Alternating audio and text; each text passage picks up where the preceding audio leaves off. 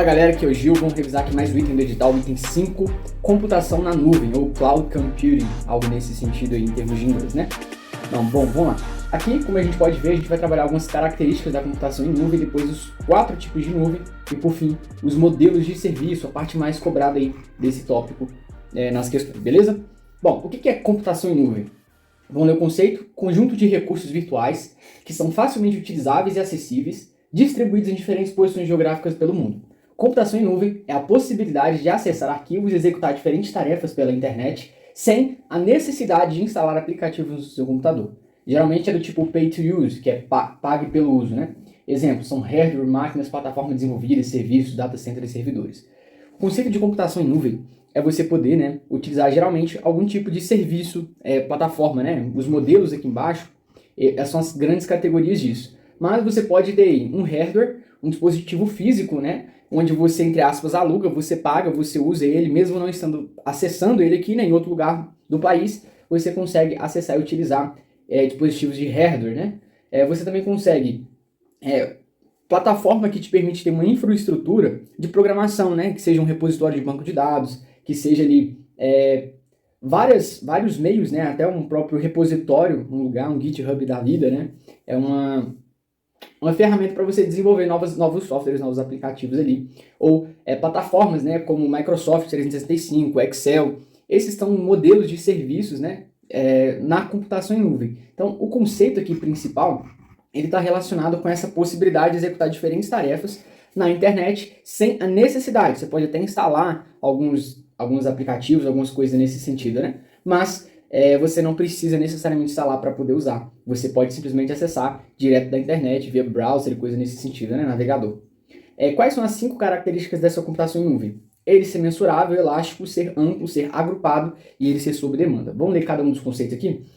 É mensurável. Mensurável quer dizer, os serviços de nuvem que monitoram todos os recursos de tecnologia e fazem a previsão do que será consumido da necessidade do negócio. Então, a mensurabilidade tem a ver com isso. Quando você utiliza, né, por exemplo, um armazenamento em nuvem, do tipo OneDrive, Google Fotos, nesse sentido, né, eles estão o tempo inteiro medindo, monitorando os recursos que você está consumindo, nesse caso é a memória, né, armazenamento, e ele está sempre pensando e fazendo aquele cálculo e fazendo aquela previsão. No ritmo que você está de foto aqui, até o final do mês aqui, você vai atingir sua capacidade máxima de armazenamento. É bom você contratar, aumentar esse pacote, né? Pegar um plano maior, que te dê mais armazenamento. Então, a mensurabilidade tem a ver com isso, com monitorar os recursos que estão sendo utilizados e fazer previsão do consumo, né, desses recursos aí. A capacidade dele ser elástico é como se fosse uma continuação, né? É a capacidade do sistema de se adaptar, aumentando ou diminuindo a variação na carga de trabalho quase que instantaneamente, seja de forma automática e transparente, né? Você não precisa ver ali como aquilo está acontecendo. Então, a elasticidade, essa capacidade, ele faz essa previsão, essa mensuração e fala, vai acabar a sua memória. O elástico é você ir lá, ter essa possibilidade de aumentar aquele armazenamento, né? Só que isso aqui acontece de forma automática, no sentido de a expansão, a elasticidade disso, ela é automática, você apenas ali aprova ou desaprova, e o restante, a elasticidade em si, ela é automática via, né, a programação, enfim, o tipo de tecnologia que você está usando da computação em nuvem. O fato dele ser amplo quer dizer que eles estão disponíveis através da rede, amplo alcance, são acessíveis, amplo acesso por meio de dispositivos de fácil acesso, por exemplo, tablet, smartphone, computador. Então, ser amplo, né, é uma característica aqui da computação em nuvem, ela é tanto em amplitude de alcance quanto em amplitude de acesso. O alcance é onde ela alcança, né, a rede de informática, sei lá, países, o mundo todo praticamente. E o acesso, ele por exemplo, você poder usar vários dispositivos diferentes dentro dessa amplitude geográfica, beleza? O fato dele ser agrupado são recursos computacionais, são agrupados para servir a múltiplos consumidores, geralmente oferecem vários serviços de forma a atender uma gama variada de usuários, né? Isso que é muito interessante. Por exemplo, vamos pegar o PowerPoint. O PowerPoint atende uma gama gigantesca de vários usuários, né? Tem vários recursos agrupados aqui dentro que permite, por exemplo, a gente criar resumos. Só que o ponto principal do PowerPoint não é de criar resumo, concorda? Mas é de criar apresentação, relatórios, coisas nesse sentido. Mas, por ele ter vários recursos agrupados, ele nos dá a possibilidade de já ter vários usuários, vários interesses diferentes. Sob demanda, a capacidade de fornecer funcionalidades computacionais de maneira automática, sem que haja necessidade de o usuário interagir com o provedor de serviço. Então, a capacidade de sob demanda, que é exatamente isso, né? É você poder fornecer funções computacionais da maneira que o usuário ali, ele precisa. Quais são os 4 tipos de nuvem? A gente tem uma nuvem privada, comunitária, pública e híbrida. Tome muito cuidado para não confundir o conceito de nuvem comunitária com nuvem pública. Por quê? São termos parecidos, né? Pô, você tem a ideia de nuvem privada? É privada. A nuvem híbrida, mistura de alguma coisa. Já a nuvem comunitária e pública, inclusive já vi questão fazendo essa confusão entre os dois tópicos, beleza? Vamos lá. A nuvem privada é uma infraestrutura na nuvem que é provisionada para uso exclusivo por uma única organização, composta de diversos consumidores ou unidades de negócio. A sua propriedade, gerenciamento e operações podem ser da organização, de terceiros ou de uma combinação mista, pode estar entre ou fora das instalações da organização. O conceito principal disso aqui, elemento-chave que você precisa se lembrar, é essa parte em negrito, né? Ela é de uso exclusivo de uma única organização, e essa organização ela pode ser composta de várias outras unidades, né? Então, pensa aí na Magazine Luiza, ela contrata um tipo de nuvem privada com a Amazon, né? Para armazenar lá seus itens e estoques de cada empresa no banco de dados da Amazon, no AWS. Então, essa seria uma nuvem privada. Então, ela paga por um valor específico para ter uma nuvem exclusiva dela ali, de uma única empresa, só que várias unidades daquela empresa podem usar aquela nuvem. Já a nuvem comunitária, quem sabe faz ao vivo aqui mesmo. Então, a nuvem comunitária é a infraestrutura na nuvem que é provisionada para uso exclusivo por uma determinada comunidade de consumidores de organizações que têm interesse em comum. Enquanto na nuvem privada a gente tinha ali essa ideia, né, de uso de uma única empresa, então a gente só está falando de Magazine Luiza, uma nuvem comunitária ela seria, por exemplo, para um grupo específico de organizações, por exemplo, uma classe, né? Então vamos pensar que enquanto a primeira era da Magazine Luiza, a outra seria para todos os e-commerces, né?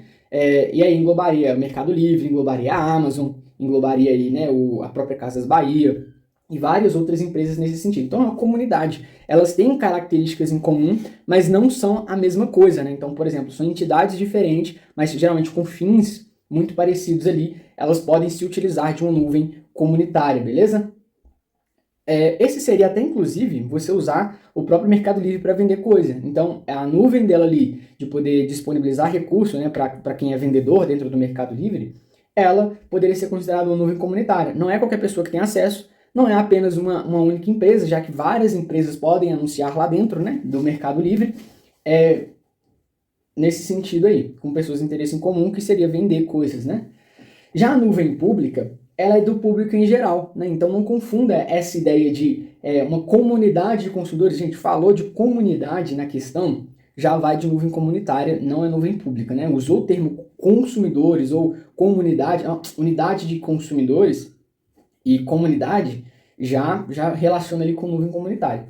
Já a nuvem pública é essa infraestrutura que é proporcionada para uso aberto ao público em geral. A sua propriedade, gerenciamento e operação podem ser de uma empresa, uma instituição acadêmica, uma organização de governo, e ela fica nas instalações do fornecedor. Já a nuvem híbrida, a infraestrutura na nuvem é uma composição de duas ou mais infraestrutura de alguma dessas anteriores, da privada, comunitária ou pública, que permanecem em entidades distintas, mas são interligadas por tecnologias padronizadas ou proprietárias que permitem a comunicação de dados e portabilidade de aplicações, como transferência e processamento para a nuvem para balanceamento de carga entre nuvens. Deu para captar a diferença entre essas 4? A nuvem privada, ela é um uso exclusivo de uma única organização, ou, né, de várias unidades dessa mesma organização. A nuvem comunitária, ela é para uma comunidade de consumidores. A nuvem pública, ela é para pessoas abertas ao público em geral. E a nuvem híbrida, ela vai envolver pelo menos duas, né, desses tipos de nuvens aí, que a gente viu logo acima. Por fim, a gente chega aqui nos 4 modelos de serviço, né? Quais são esses 4 modelos? É o SaaS, PaaS, RaaS e IaaS. O SaaS, como o próprio nome já fala aqui embaixo, né, é um software as a service. Então é um software como um serviço. O PaaS é uma plataforma como um serviço. O RaaS é um hardware como um serviço. E o IaaS é uma infraestrutura, né, como um serviço. Então é só você relacionar a inicial de cada um com o que cada um oferece. Um oferece software, o outro oferece plataforma. Isso pode causar confusão. Pode oferecer hardware e pode oferecer infraestrutura, onde você vai pagar pelo uso, tem todas aquelas características lá de uma computação em nuvem, né? Então, esses 4 aqui a gente vai tentar diferenciá-los. O software como serviço é o software oferecido como serviço, dispensando a compra de licença para a utilização de aplicativos comerciais, aquisição de máquina para executar esses programas. Nesse caso, o uso de aplicativos tem um custo muito menor do que a aquisição de licenças e instalações em máquinas, já que as empresas distribuidoras de software cortam muito gastos, como gravação em CD, DVD, produtos chegam ao mercado em tempo muito menor. Então pensa lá, antigamente, para você ter acesso ao pacote Office, né, você tinha que comprar uma licença específica. Então você ia lá, comprava, né, em algum site, chegava um CD de instalação, você sentava aqui e instalava os aplicativos da Microsoft. Hoje não. Hoje você consegue fazer isso pela computação em nuvem. Você vai lá no site, assina o pacote Office 365, paga R$45 por mês, enquanto a licença lá, ela costuma ser 500, mil reais de uma vez só para você pagar. Agora não, agora você tem a possibilidade de pagar menor, né? Pagar mais barato, porque eles conseguem reduzir custo em todo esse processo. Você paga mais barato e já assina ali, né? Você pode fazer tanto uso online quanto baixar os aplicativos ali direto da própria nuvem da Microsoft, né? Então, relacionem sempre software como um serviço, como isso, como o Microsoft 365, Google Docs, planilha do Google, Gmail, OneDrive. Se você se lembrar dessas principais plataformas que elas são software como um serviço e não são plataforma como um serviço, isso já vai te ajudar bastante a acertar várias questões, beleza? O PaaS, plataforma como um serviço,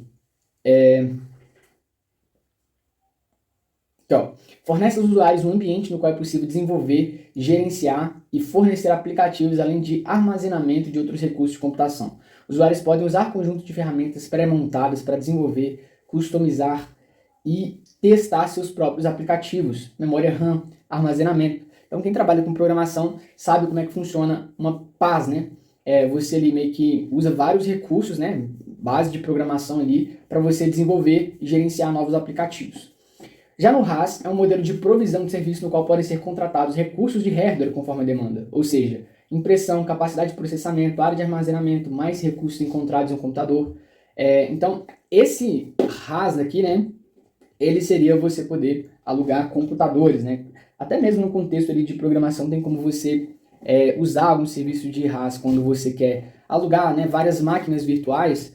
Por exemplo, quando você vai trabalhar com home office para uma empresa, a empresa, ao invés de comprar vários computadores, eles podem contratar um serviço de hardware, né? Como um serviço. Então, eles pagam aquilo ali, as pessoas têm os notebooks dela, e a pessoa usa uma rede, né? Uma rede privada ali, privada, terceirizada de uma outra empresa por meio desse hardware como serviço. Na IaaS, é uma parte responsável por prover toda a infraestrutura necessária para o PaaS e para o SaaS. O principal objetivo é facilitar o fornecimento de recursos, tais como servidores, rede, máquinas, rede de armazenamento e outros recursos de computação fundamental.